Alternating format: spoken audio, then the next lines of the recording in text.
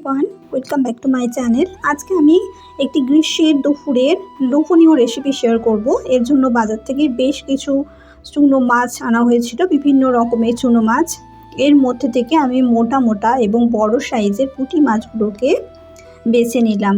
আর এই মাছগুলোতে কিন্তু ডিম ভর্তি ছিল, তো সে কারণে আমার ইচ্ছে হলো আজকে একটু মাছের ডিমের টক আমি রান্না করব।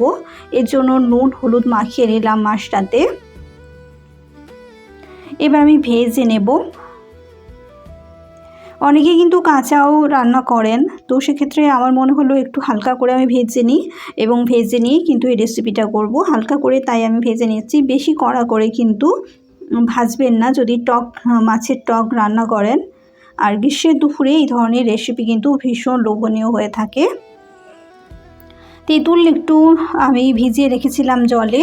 এবার কড়াইতে সামান্য তেল দিলাম, একটা শুকনো লঙ্কা এবং সামান্য 5 ফোড়ন দিয়ে নিলাম।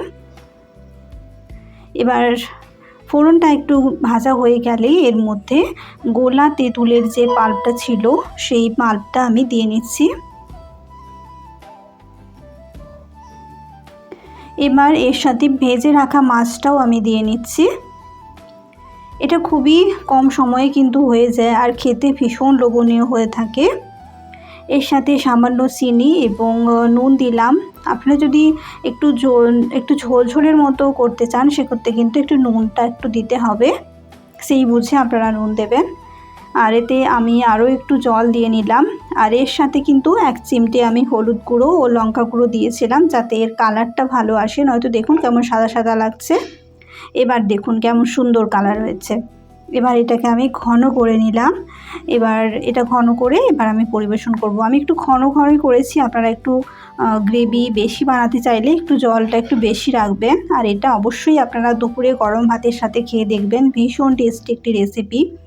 আর এই রেসিপিটা দিয়ে কিন্তু পুরো ভাত খেয়ে নেওয়া যাবে। আর সেই রেসিপিটাই আজকে আপনাদের সাথে আমি শেয়ার করলাম। এবারে একটা মাছ আমি ভেঙে আপনাদের দেখাচ্ছি যে এর মধ্যে কতটা ভর্তি ডিম আছে, সেটা আপনাদের দেখিয়ে নিচ্ছি। দেখুন, এর মধ্যে কিন্তু ভর্তি ডিম আছে।